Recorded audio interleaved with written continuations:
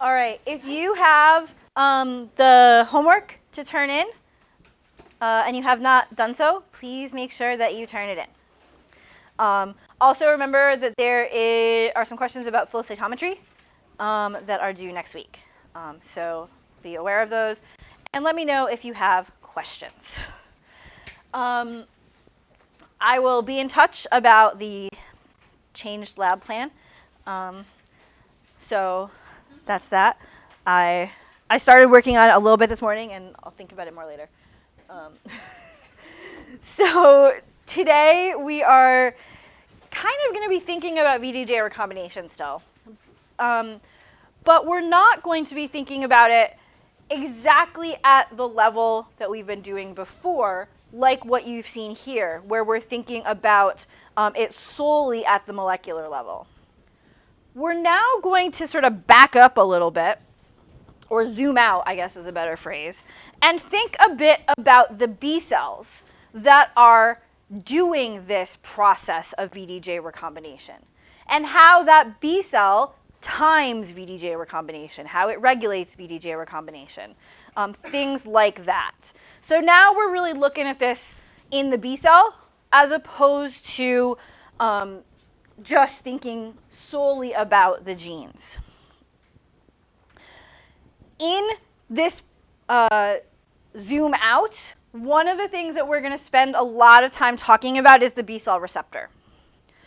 The B cell receptor, I want to remind you, is this basically coming from the same genetic region that the antibody is coming from. In fact, the only difference is that with the B cell receptor, there are some additional exons by the constant region that give us a transmembrane domain. Those are spliced out to make the secreted antibody. And so today, as well as on Monday, I'm going to be talking a lot about the B cell receptor and B cell receptor formation. But in fact, it's the same process that is used to make the antibody. It's just, it's going to be talked about more as the B cell receptor right now. And so the idea we have to think about is how the B cell sort of gets from being a stem cell to being this B cell with B cell receptors on its surface. So how we are going to get that process, how we are going to form that B cell receptor, which is really the same as the antibody that that B cell will later be producing. This process really starts at that hematopoiesis process that we have talked about before. So this process of the development of blood cells. We're starting from the hematopoietic stem cell, or HSC, which is found in the bone marrow, and that's in fact what you isolated from bone marrow when you did your bone marrow isolation. And this cell will make a number of different choices to decide which way to differentiate in order to eventually become a B cell. And that will involve specific growth factors being provided, things like that. Just a couple quick things about hematopoiesis. Hematopoiesis happens in adults in the bone marrow, and it really happens throughout your life. Early on, we do see some hematopoiesis taking place in the placenta, the yolk sac, the fetal liver, and then it does switch over to the bone marrow later in development. This is a process that we end up thinking about clinically somewhat often. So there are situations where your immune system can be removed. The most famous of them would be radiation therapy, where you'll get radiation and you will actually have no more immune system. All of your B cells, T cells, all, this asterisk, of your B cells, T cells will die in that radiation process. The idea is that we're killing rapidly dividing cells by mutating their DNA. Most every cell of your immune system is rapidly dividing. And so basically when you get radiation, when you get chemo, your immune system is wiped out. I have another slide where we're going to talk about something similar later in the semester, and it shows a person with like colored in, and then it shows them getting radiation, and it shows them empty. So basically, their immune system is done. Yep. So they may have to be revaccinated. But before they can be revaccinated, they have to get a new immune system. They have to actually grow a new immune system. And so the way that that is done is with a bone marrow transplant, where stem cells, which are one of the types of cells in the bone marrow, you can see there's a whole bunch of other cell types, are transplanted in. And if you transplant in those stem cells, you actually grow an entire new immune system off of those stem cells. One thing that is shown here that is a little bit incorrect is it shows that injection is like going into the mouse's back. I have actually done a whole lot of mouse bone marrow transplants, and you do it as an intravenous injection into the tail vein. And it's actually a very challenging procedure, which is important on the next slide. Yep. So when people get like bone marrow transplants, why does it have to be like someone else's bone marrow? Why can't the doctor just take some of their bone marrow before they start radiation therapy and put it back in after? Sometimes they do. So there are some cases where that's called doing an autologous transplant. There are some cases where you will do it as an autologous. So the thing that I want to tell you a little bit about this hematopoiesis and this transplantation is how efficient this process is. So this experiment actually shows just what you saw before, where we took a mouse, we did radiation, we basically got rid of its entire immune system, and then did a transplant of purified stem cells, either 20 stem cells, or 10 stem cells, or 5 stem cells, or 2 stem cells, or 1 stem cell. And they looked at how many mice got their whole immune system completely filled. And what you can see is that if you use 20 stem cells, you're good. If you use 10, you're basically fine. But you can see that even in 21% of the mice, 1 stem cell was enough to regrow their whole immune system. And my opinion when I see this, or my feeling when I see these data, are that the injection process is hard enough that I actually would probably say they should all be about 100%, and just this is the frequency of how often you miss putting in the cell. When you're only putting in 1 cell, sometimes it's gonna be harder to miss sometimes. Whereas by the time you got to 20, you're probably gonna miss less, and then you're at least gonna get 1 in. And so to me, I look at this and I'm like, yeah, this means 1 totally works.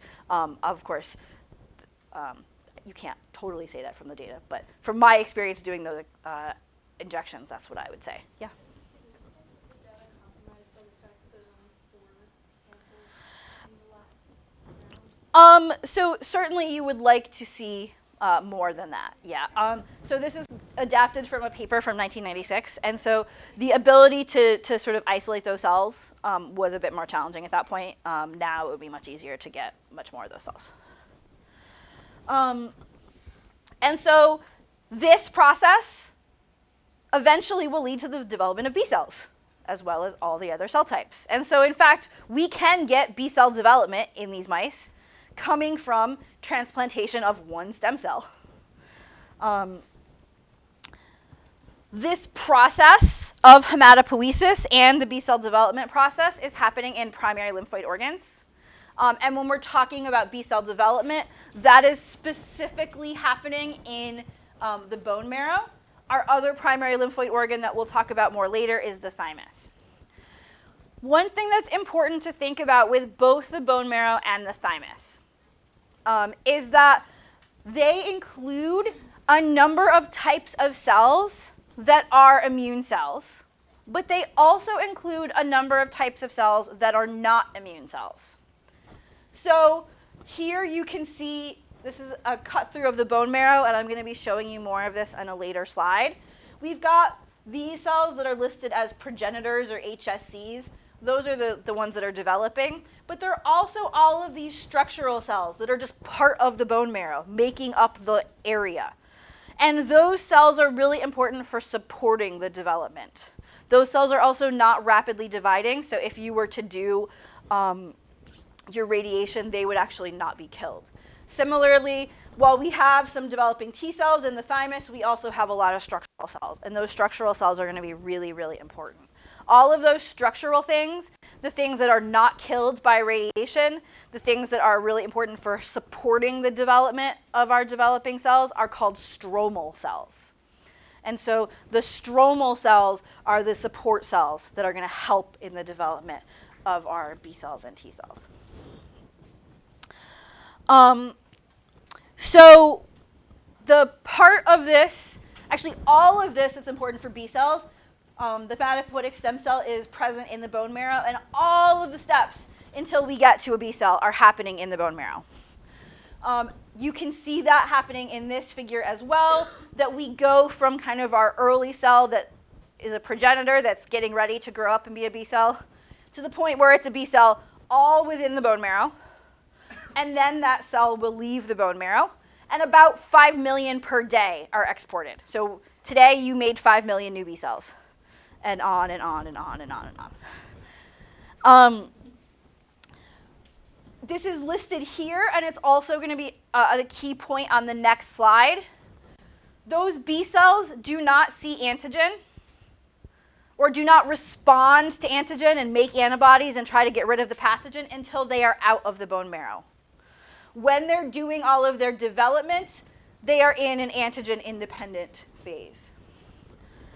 And so I went the wrong direction. Another way of phrasing that is a way that something I've already told you, which is that VDJ recombination, all of these developmental processes I'm going to be talking about today are happening in the absence of antigen. So we're going to make the diversity of cells in the primary lymphoid organ, in this case the bone marrow. Antigen's not a part of it. Those cells will then leave to go into the periphery, into secondary lymphoid organs. If they see antigen, they will then divide and expand in number. So antigen is not a part of what we're doing today. So we can start thinking about B cell development in the bone marrow from the beginning. And there are a couple of pieces I kind of, like sidetracks, I sort of need to tell you before we get into the specific nitty-gritty details of B cell development.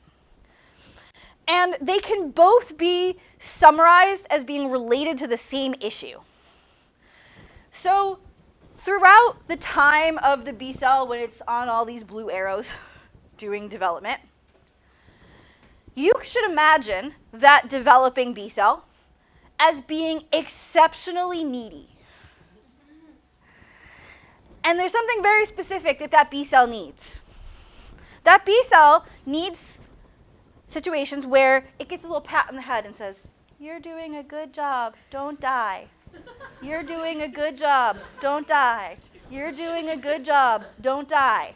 And so there are a lot of ways where the B cell actually needs to get a signal. And if it doesn't get a signal, it dies. And so we need to talk a little bit about some signaling things in order to fully understand what's going on here. This answers the question of why bone marrow is the place where this is happening. All of those structure cells, you can see some of them as brown cells here.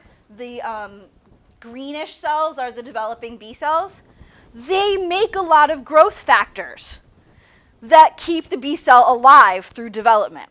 And so if the B cell was going to try to develop outside the bone marrow, it would not be in a place where its growth factors were present, and it would die. So all of those structural cells, all of the stromal cells of the bone marrow are super important for providing the growth factors for those early developing B cells to help them know to survive.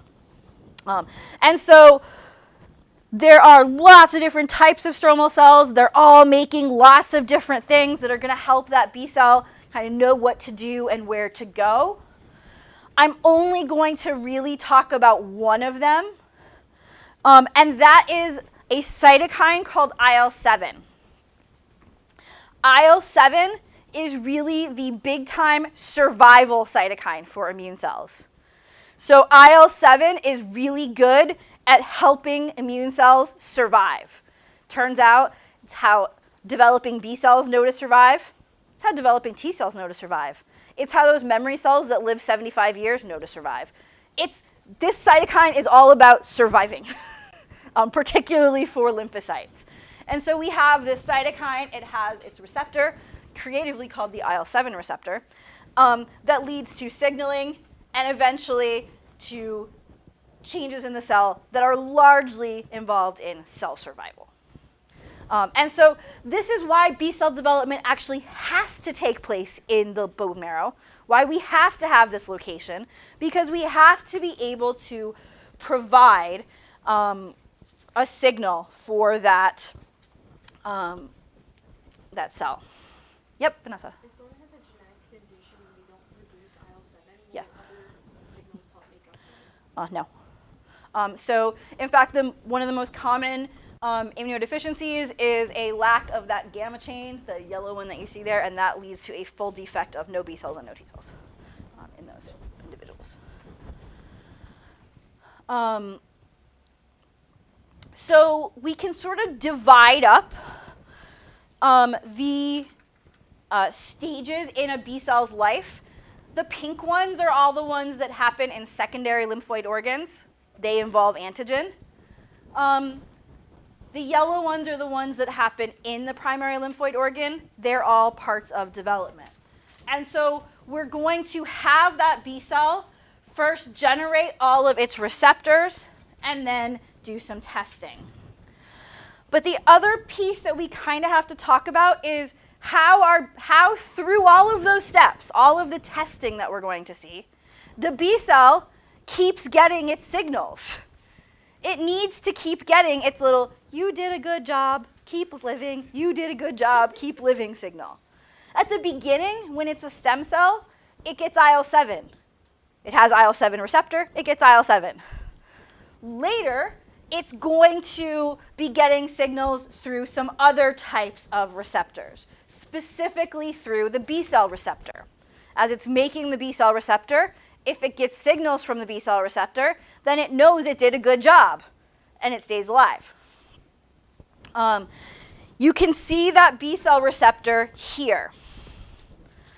And I'm actually just going to go straight onto this one, because I think this will make my point better. So I want to give you a very big, basic overview of signaling in general cell biological terms. You guys have heard about some things called receptor tyrosine kinases in your life in signaling. Turns out that receptor tyrosine kinases have three important parts.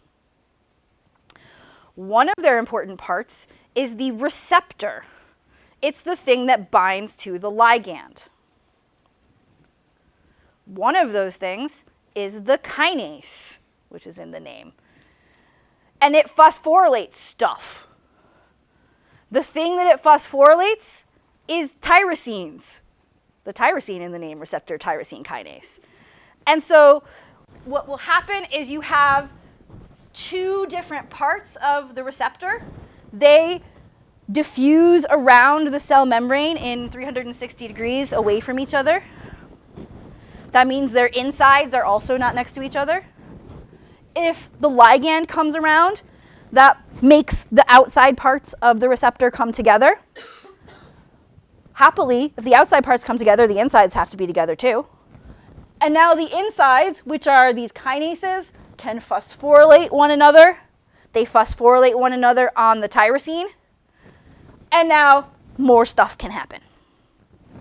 There are other situations where you'll have a receptor that associates with a separate protein that's a kinase, but it's the same general idea. So the three important pieces here are the receptor, the tyrosine, and the kinase when you are talking about a receptor tyrosine kinase. And all three of them are really important to make this whole signaling process work. So we need the receptor part outside the cell in order to bind to ligand, and we need this intracellular cytoplasmic part in order to do some of the signaling. We've talked a lot about making the receptor part in VDJ recombination. And so at the end of VDJ recombination, this is what we have. Here is our lovely receptor. And this is really kind of what it looks like. If you look at this receptor, do you notice any problems? Yeah, Mark? There's no inside part. It stops right after it goes through the cell membrane. So there's no tyrosine part, and there's no kinase part. So we worked all this way to make this giant receptor, make this fancy receptor, and then we got nothing to signal with. So as much as we talk about this as sort of important and a part of the B-cell receptor, it turns out that the B-cell receptor actually requires a little bit of help from its friends. So the B-cell receptor signals with two partner proteins. These partner proteins are called Ig alpha and Ig beta. They are also sometimes known as CD79A and CD79B, because like I told you guys before, everything gets a CD name now. So Ig alpha, Ig beta, or CD79A, CD79B. These have intracellular domains, and they in fact associate closely with the B-cell receptor. And part of that intracellular domain is this region called an ITAM. And the thing that's important to know about the ITAM is it has the tyrosine in it. The T is for tyrosine in the ITAM. And so it has a place to get phosphorylated. And so this sort of partner that goes along with the B-cell receptor is really what allows the B-cell receptor to signal. There is also a kinase, though I am not going to go into much detail about the kinase. And so B-cell receptors tend to signal when they are cross-linked. Everything I'm telling you about signaling today is really something called the induced proximity model of signaling. So basically what happens is you've got these two B-cell receptors, they're far apart, they're just diffusing their merry way through the membrane. If an antigen comes by, it brings a bunch of them close together, and now kinases can act on these cytoplasmic domains, and then stuff happens.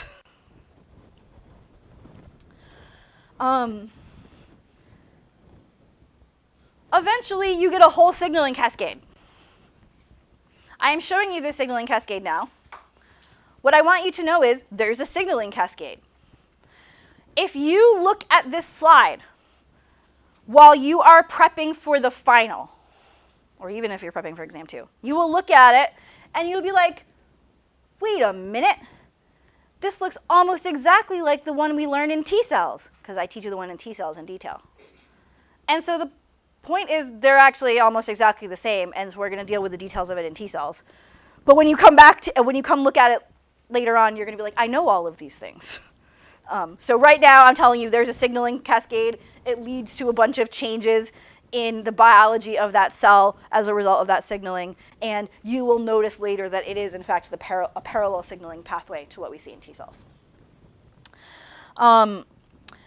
There are sometimes other proteins that will also help out this B-cell receptor in terms of full cell activation. They are known as the co-receptors, and so sometimes there are other proteins that are going to help out as well.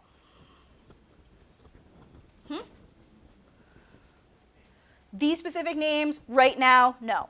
Later, yes, now, not.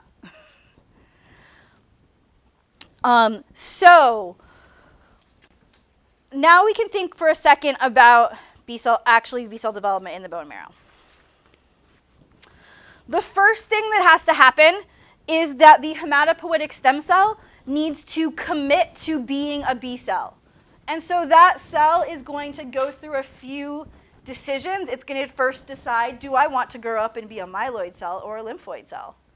And then, do I want to be a T cell or a B cell? So it's going to make those decisions.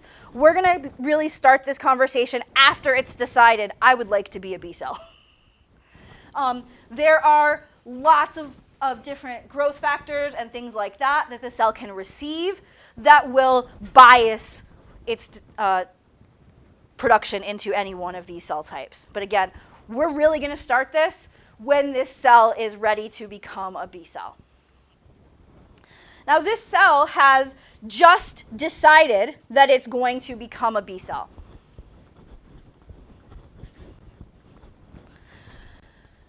So we can think about what kind of cell we're talking about. We can also think about what is on the surface of that cell. And we can think about what is that cell doing.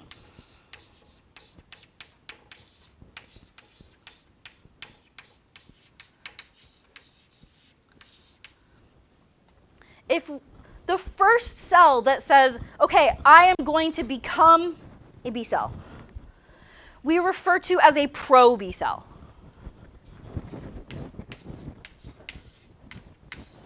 The pro officially stands for progenitor.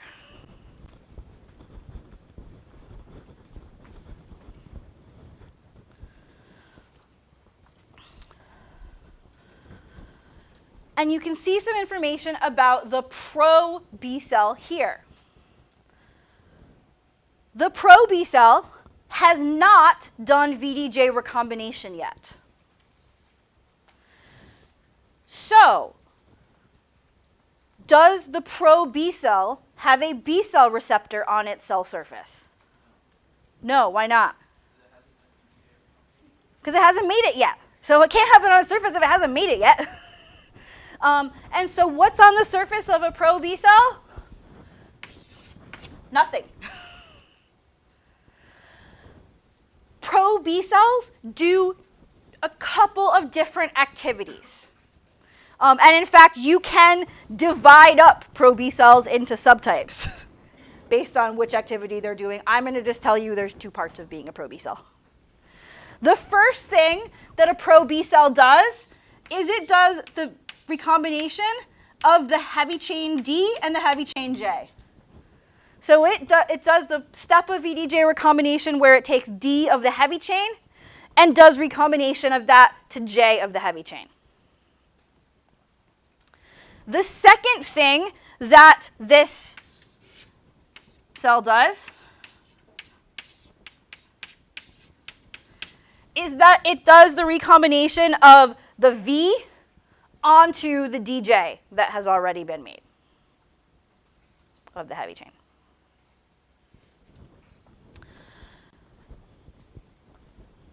So this is our pro-B cell. Once that cell has finished those two steps, what do we got in terms of B cell receptors going on here?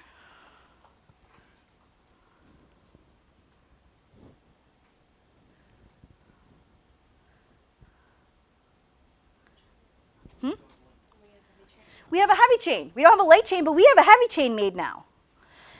And if you think about it, it would probably be a good idea to check and make sure we have a good heavy chain before we go through all the work of making a light chain. Yeah, Mark? We're getting there. And so as soon as the cell is done with doing this process, it transcribes and translates it, making a heavy chain, and then it gets to be a pre-B cell, because a pre-B cell has a heavy chain on its surface. And so that's sort of the thing that makes you a pre-B cell, is that you have heavy chain on your surface. And so at this point, that cell needs to test the heavy chain.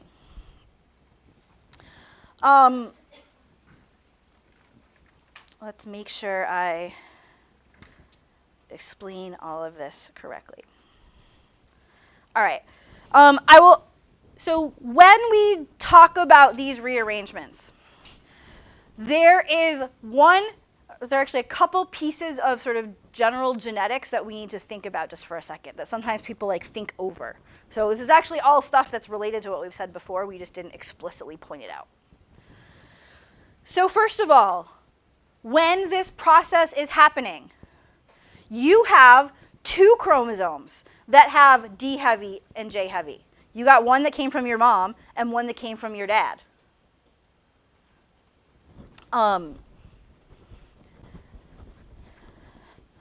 It turns out that you do the DJ on both of those chromosomes. You then do the V to the DJ. This says on first. You kind of do them both at the same time, but because of how time works, one of them is done first. And the one that's done first immediately goes up onto the surface.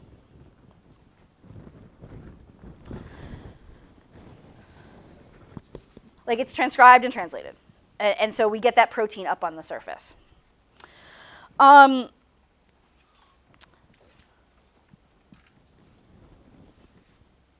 The heavy chain does not fold correctly without a light chain.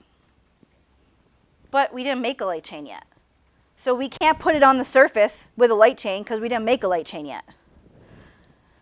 So instead, the cell pairs that heavy chain with two fake light chains.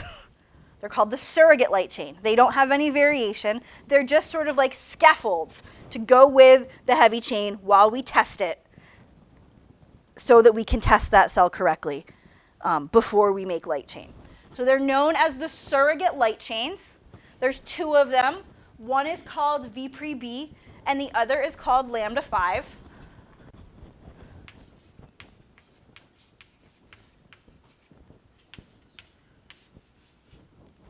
And this whole combo of surrogate light chains and the heavy chain together is called the pre-BCR. So pre-B cells have the pre-BCR on their surface. And the first thing that they've got to do is they've got to test the pre-BCR.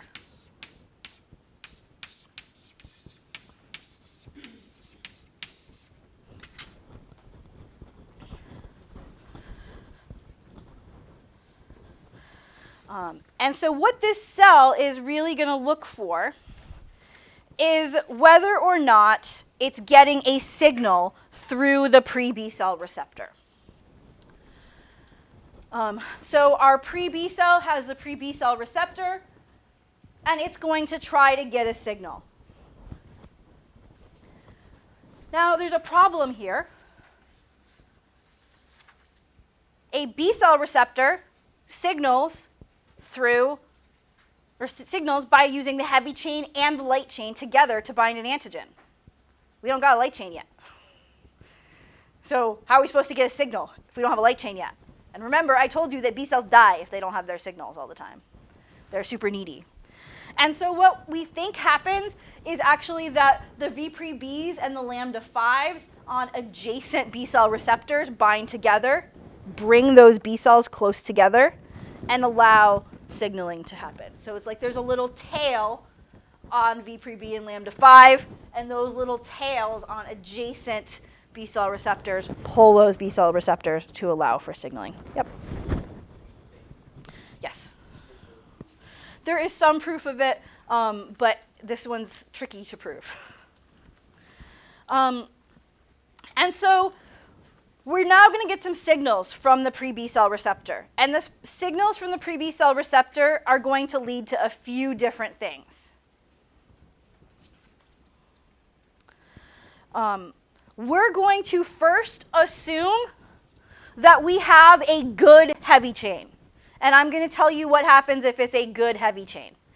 I know that I have not yet answered the question of what makes a heavy chain a bad heavy chain. I am going to tell you what makes a heavy chain a bad heavy chain. And what's going to happen when I tell you is you're going to be like, ah, because everyone is like, oh my gosh, why didn't I think of that before? But in my however many years of teaching immunology, exactly one student ever thought of it before. So it's okay. So let's imagine first that we have a good heavy chain. We have a pre-B cell receptor. Hooray! A bunch of things happen. One of those things is that the cell now survives. It got its pat on the head. It's time to live. And so first signal that comes from the pre-B cell receptor is a signal to the cell to survive. The next signal that comes to the up through the pre-B cell receptor is a signal to proliferate. This cell is now going to undergo some rounds of cell division.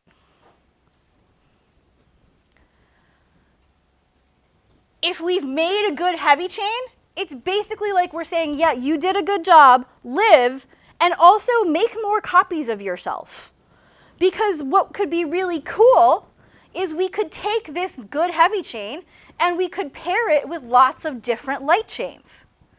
So if the cell who has a good heavy chain copies itself a bunch, and each of those copies does a different light chain, then woohoo, variation. So we have a ton of proliferation here.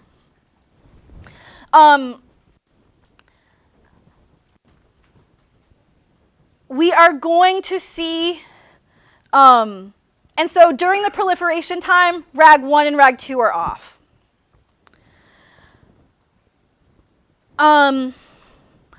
Then we get the other stuff.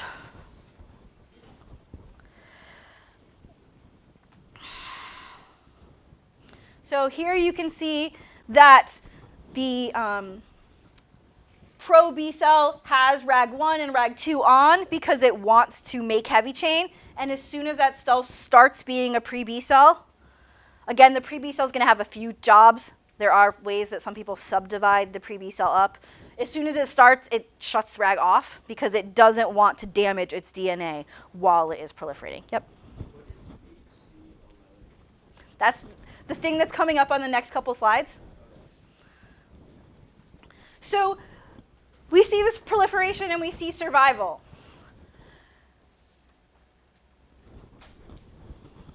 One other thing that is listed here, or sorry, two other things that are sort of listed here, are first that we turn off production of the surrogate light chain. Because now we don't need to make any more. We made some, we're using it, we don't need to make more, we're good. We're going to start making our light chain soon. So we don't need to make more surrogate light chain. But the other thing that happens is allelic exclusion. And allelic exclusion is the one that gives everybody fits. So allelic exclusion is the other thing that happens. To explain allelic exclusion, again, we need to think back to sort of some of the basic genetics. The heavy chain is on chromosome 14. You have two copies of chromosome 14, one from your mom, one from your dad. If you did VDJ recombination on both chromosomes, your B cell would have two different heavy chains. And your B cell would make two different antibodies. And that would be really, really bad. Every B cell makes one antibody with one specificity, not multiple. And so, in fact, we have this process called allelic exclusion, where once there is a signal through the pre-BCR, once we actually get that signal through the heavy chain, we shut off all further heavy chain recombination. So I told you that the one that finishes first goes on the surface. As soon as we get a signal, that stops the one that wasn't finished yet, the second one. It stops it in its tracks, usually by changing the chromatin environment there so that no more recombination can happen. And so we make sure that one chromosome finishes and the other one does not, and we limit this process to happening to only one chromosome. Yep, Mark? I feel like you might answer, but how does the cell know which one? It closes both. It closes both of them for recombination. Oh, okay. So it closes both of them, but one's already done. So this is actually what we see, is that our B cell has many copies of the B cell receptor that are all identical. And it makes many copies of the antibody that's also identical. It has the blues and the reds. If allelic exclusion did not happen, we could see mom's heavy chain with this light chain, and we could see dad's heavy chain with this light chain. And depending on what assumptions you make, you could even find these like chimeric ones. And that would be really bad because A, we're going to have to think about self-reactivity later. And so what if some of these were self-reactive and some of them were not? That would like screw up everything. And also, you can see that here we can get signaling from many B cell receptors and get a nice strong signal, whereas here we really can't because they all are signaling differently. And so allelic exclusion is going to be a key way that we avoid autoimmunity, as well as making sure our B cell is able to get a very strong signal. Yep. So it changes the chromatin structure on both of them. Mm-hmm. Like closed open Yep. lock. How does it continue to transcribe for like antibody production? So it closes them so that it opens them again once the rags are off. So you can't cut anymore. So then why doesn't it still transcribe both of them? Because it hasn't done the full rearrangement to put the enhancer near the promoter. Okay. And so the final thing that is going to happen for our pre-B cell is after allelic exclusion, it is then going to start making light chain. So it's going to do light chain VDJ recombination. And so, of course, now it has to turn rag back on and start this whole process again. All of those things just assumed that we had a good heavy chain. And that the heavy chain worked out okay. But as I said, I did not tell you yet what makes a good heavy chain. Yeah? So what if, sorry, kind of going back a little bit. It's okay. What if, like, both chromosomes finish at the exact same time? Does that ever happen? It probably has. It's one of those things where it would be really hard to measure that. Yeah. And so I think there probably are some bispecific cells, but they're really rare. And so you can assume that it doesn't happen. Can I tell you absolutely it doesn't happen? No, but you also can't really measure how, like, you can't, like, you can't shrink that down with your stopwatch. Yeah. It would be really hard to measure. Yeah. So we'll say no, it doesn't happen, though I can't give you a 100% guarantee. Right. Okay. So we got to figure out what's this bad heavy chain business. So when we did our heavy chain, we put together a D and a J. And then we put together a V with our DJ. And when we did that, we were putting together our coding joints. And there was this thing that happened when we put together our coding joints. There was really two things that happened. Well, three things that happened. What happens when you put together your coding joint? Yeah. Yeah, so we've got our junctional diversity. We've got P nucleotides. We've got N nucleotides. We've got exonucleolytic cleavage, the enzyme cutting things up. When I told you about P nucleotides and Artemis, I told you that Artemis can cut up to 5 base pairs in either direction. Now let's think for a second. Let's imagine that Artemis adds 2 base pairs of P nucleotides, and there's 0 N nucleotides added. We added 2 base pairs of P nucleotides. What does that do to the reading frame? It shifts it. So what's that mean? What not good? Exactly what does it mean? What happens if we shift the reading frame? So all the rest of the amino acids get changed after that, and you might end up with a stop codon instead of, say, a constant region. You're probably going to end up with a partial heavy chain and not a full heavy chain. Do you guys see that? And you can and imagine now we've got P nucleotides, we've got N nucleotides, we've got exonucleolytic cleavage. There are lots of ways that we can end up with nucleotides being added and subtracted, not in a multiple of 3.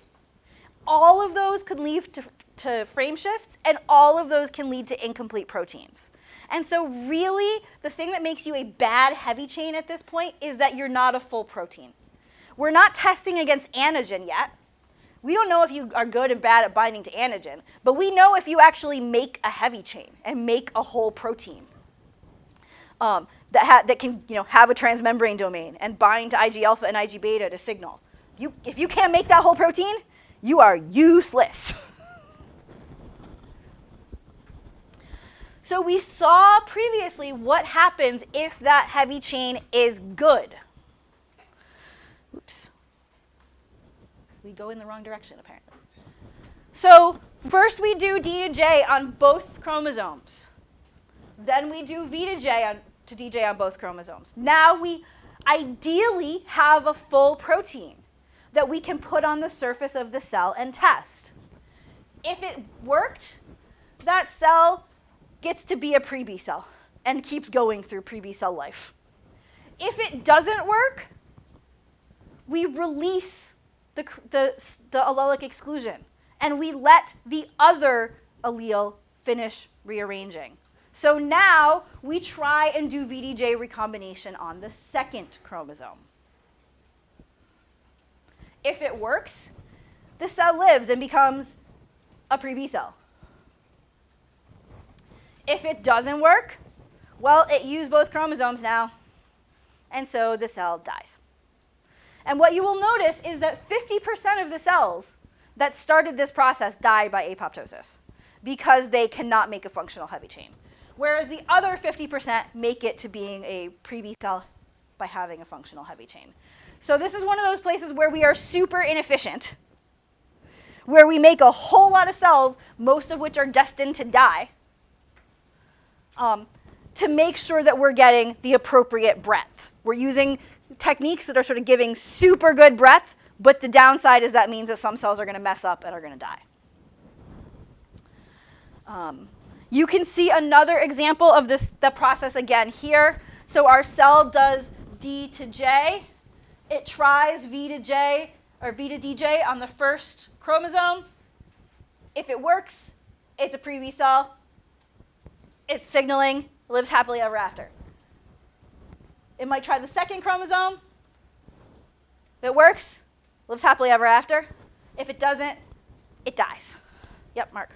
So is frameshift the greatest stop codon? It is. Also, if the heavy chains aren't able to interact properly, couldn't that also? I guess anything that makes it a non-functional protein, but if you do the math of how often it's going to be stop codon, the stop codon ends up being by far the most frequent. But it could be anything that makes the protein non-functional.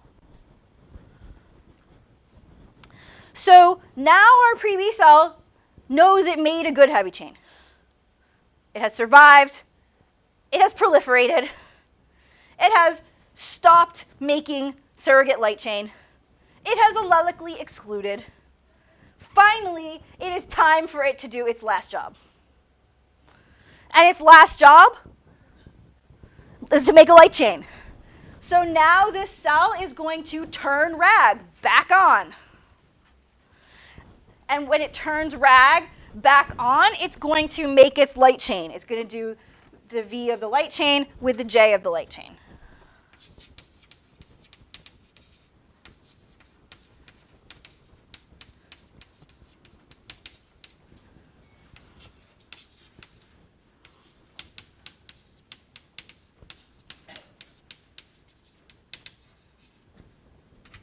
So those are all the steps we saw on the other side. Okay, so our pre-B cell is a cell that had a pre-B cell receptor on its surface. It, you can see it makes light chain. Sort of all the same stuff we were talking about before. So what happens when our cell is done doing this V to J recombination? What now might be on the surface of the cell? Yeah. Now we've got a full-on B cell receptor. We've made a light chain, so we can put that light chain on the surface of the cell, along with the heavy chain that we made before. And so now the cell gets to graduate and is no longer a pre-B cell. It is now an immature B cell. Immature. And an immature B cell has the BCR on its surface. It has both a heavy chain and a light chain on its surface.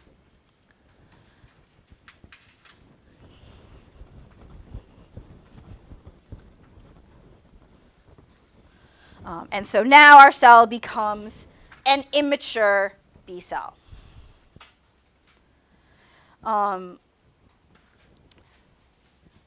So those cells in the bone they're still in the bone marrow. They have not yet left the bone marrow, but that have an actual B cell with both a heavy chain and a light chain are called immature B cells.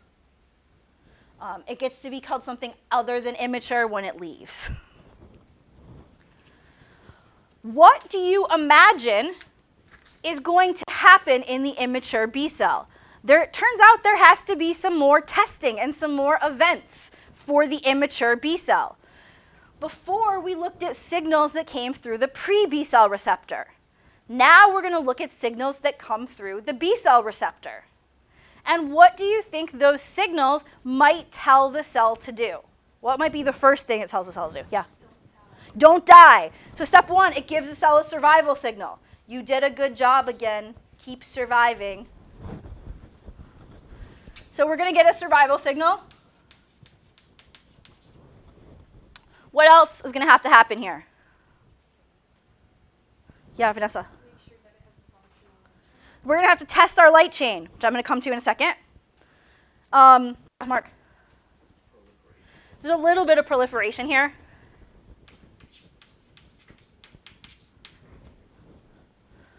Rag is now off for good. Anything else? Yeah, Dave. Testing for self-recognition. It is also going to test for self-recognition, and that is, in fact, what we talk about on Monday. The other thing that has to happen here is we have to allelically exclude again on the light chain. We don't want to have any bad light chains here, so we've got to do an allelic exclusion on the light chain. Exactly. It's the same process. And so what happens here is, again, we are largely at this point looking for functional protein, a protein that it actually doesn't have any stop codons in it. It actually binds to the heavy chain and, like, exists. Is really all we're looking for now. Can it bind and give us a signal because it exists? So our cell that has done its rearrangements, whether it made heavy chain on the first try or the second try, we don't actually care, is going to try, and it's going to try to use kappa, the kappa light chain gene from one chromosome. We don't know any reason why kappa or lambda are different. The only thing we know is that the cell tries kappa before it tries lambda. So it's going to try kappa from one chromosome. If it works, hooray. If it doesn't, it tries the kappa on the other chromosome. If it works, hooray. If it doesn't, it tries the lambda on the first chromosome. If it works, hooray. If it doesn't, it tries the lambda on the second chromosome. If it works, hooray. If not, now our cell dies. So we get 4 chances to make a good light chain because we have a mom and a dad kappa and a mom and a dad lambda. You can also imagine what this means in terms of allelic exclusion. If we didn't have allelic exclusion, we start to have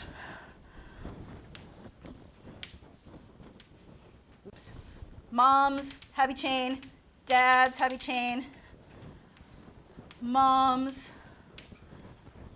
kappa 1,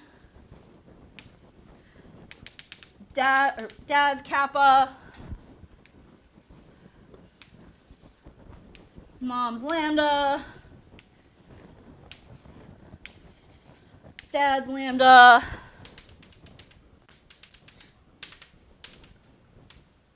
oops, dotted lines again. This is dotted lines. This.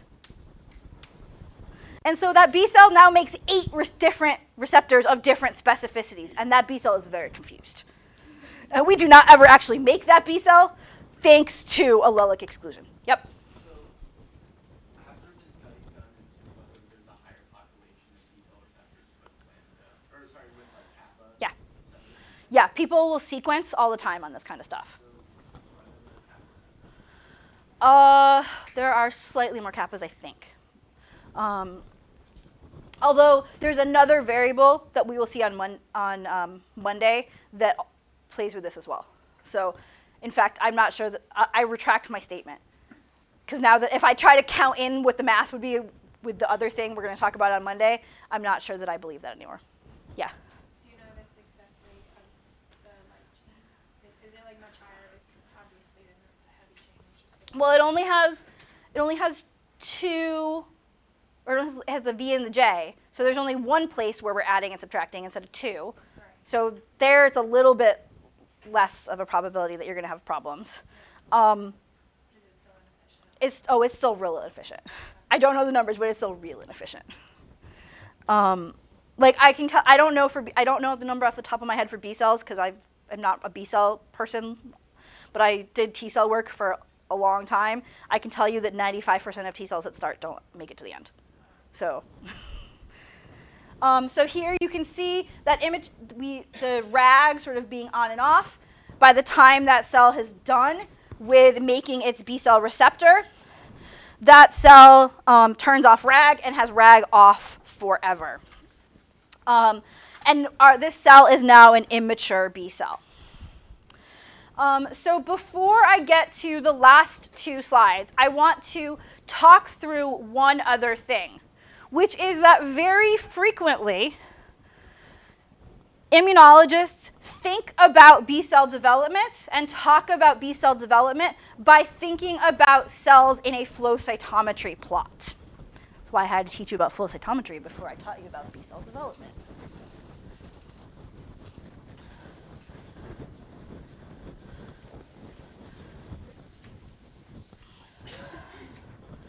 So we can make our flow cytometry plot.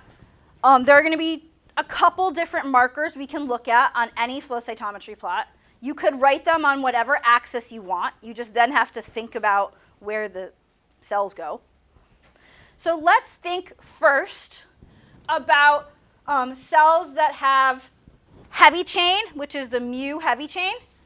So if we use an antibody that binds to mu heavy chain, we will detect cells that have mu heavy chain and cells that have the kappa light chain.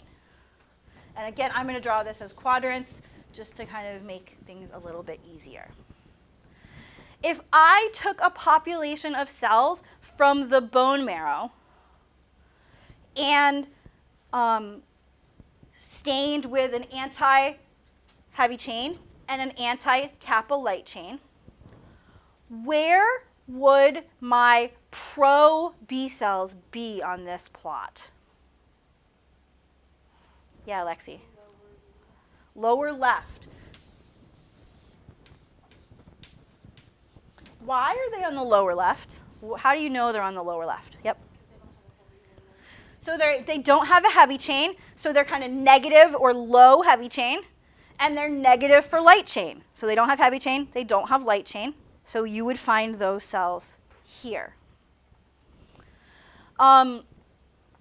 Where would you find pre-B cells? Yeah, Vanessa. Lower right. Lower right. Why are the pre-B cells in the lower right? It has a heavy chain with a light chain. So these cells have made heavy chain. They have heavy chain on their surface, but they have not yet made light chain on their surface. And so we would see our pre-B cells here. Where would we find immature B cells? Yeah, Mark.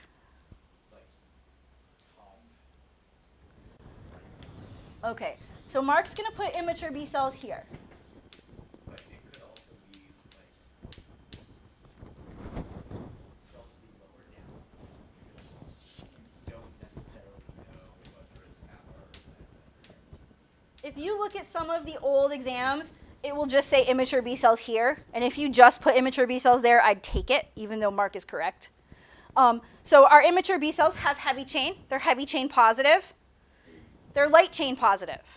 But in fact, some of them are positive for the kappa light chain, and some of them are positive for the lambda light chain. And so they would be down here. They have heavy chain. They don't have kappa light chain. You could draw this same plot where you could put heavy chain on this axis and kappa here. Like, people totally do that. You could do this same plot with heavy chain versus lambda light chain. Sometimes people are tricky and they do this plot with heavy chain and V pre-B or lambda 5, the members of the surrogate light chain. I will point that out.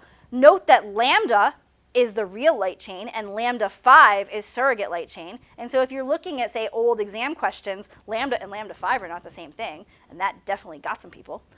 And so we can imagine, and we often think about measuring a population of B cells in the bone marrow and dividing them into the groups that we have talked about today using flow cytometry in a way that looks like this. And so you will see lots of examples of that on the old exam.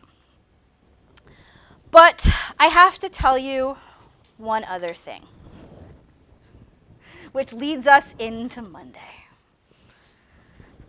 I've shown you this slide before and told you that VDJ recombination happens in the absence of antigen.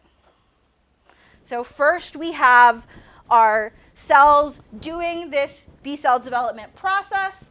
Eventually they will leave as immature B cells and go into the periphery, into the secondary lymphoid organs. Technically, once they leave, they get to be called mature B cells. So we've got this process. You can see that same process happening here. Neither of the views that you see here are the real versions of these figures. In both of these cases, I modified the figures. And so I now have to re-show you these figures in their real form, because we also have to deal with the other issue that I've been hiding from you until this point. Really, both of these figures look like this. And so in reality, what happens is we make this massive diversity of B cells that bind, that have any possible specificity, that use any VDJ, P nucleotides, anything you can imagine. But some of those are self-reactive.